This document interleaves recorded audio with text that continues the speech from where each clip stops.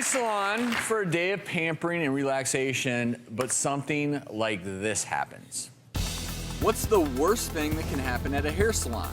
A bad haircut, botched color? For one Southern California woman, it was a life-threatening nightmare.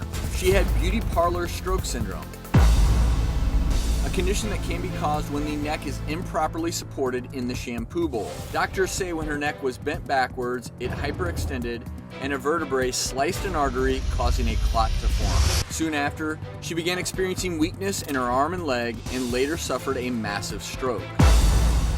It begs the question, how do you know if you're safe while being pampered at your favorite salon?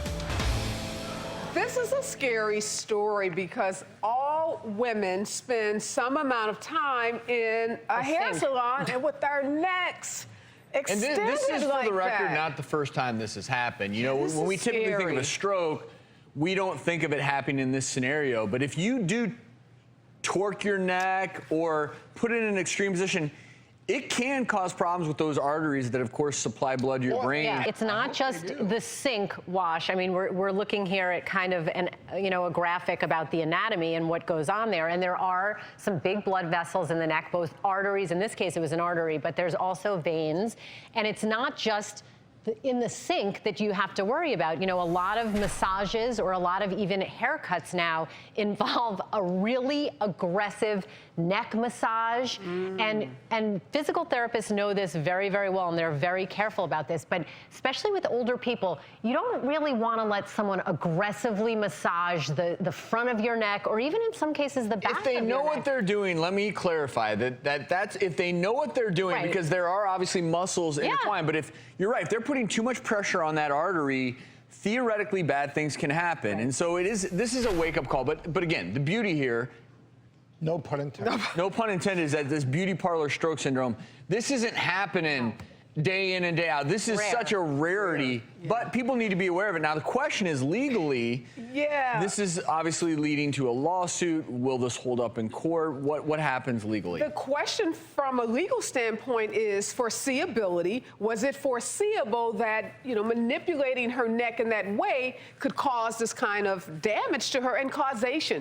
Was there something else going on in this woman's medical history that might be the cause of this stroke, and not just what happened to her in the hair salon? But again, a wake-up call for stylists. One, have insurance, because if you don't have insurance, you could be open to a big lawsuit that could wipe you out. And quite possibly this lawsuit could go further, could end up in trial, and could end up with a pretty big damage award for this woman if she can prove that what happened to her in that salon is related, there's a causal connection between her stroke and the way her neck was manipulated. Does a cosmetologist have a duty to ask about your past medical history? They don't have a duty to ask about that, but they do have a duty to make sure they're handling your neck, your body, your hair, your head. I want to make this very clear. This is not as though you have a predisposed condition that leads to a stroke in this scenario. This can literally happen to anyone, and that's why it doesn't matter really what this person's medical history was. If the cause was indeed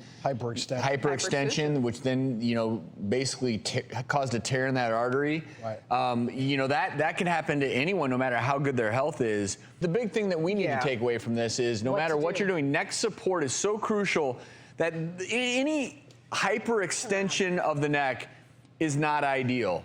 So, I mean, this is a relatively easy thing to do because, again, also based on the height of the chair, those seats and those sinks are difficult to fit and be comfortable in for anyone. I think if you're not comfortable, or if you're in that sink for a long period of time, then you should not hesitate to speak up and say, you know, could you... Something doesn't feel right. Put a towel around your neck. You know, you want to make sure that there are different degrees. I think it's important to just say, look, let's make sure my neck is properly supported here and make sure you're in a position of comfort. Because if you're in a position of comfort and your neck is not hyperextended in that, you know, that wash basin, because look, I've been to salons where I've gotten my hair washed, and there have been a few times where I'm like, this is uncomfortable, and I should have spoken up in retrospect. But I think it's just a matter of making sure you're in a position of comfort. Listen to your body. Again, very, very rare that this happens, but something we need to be aware of.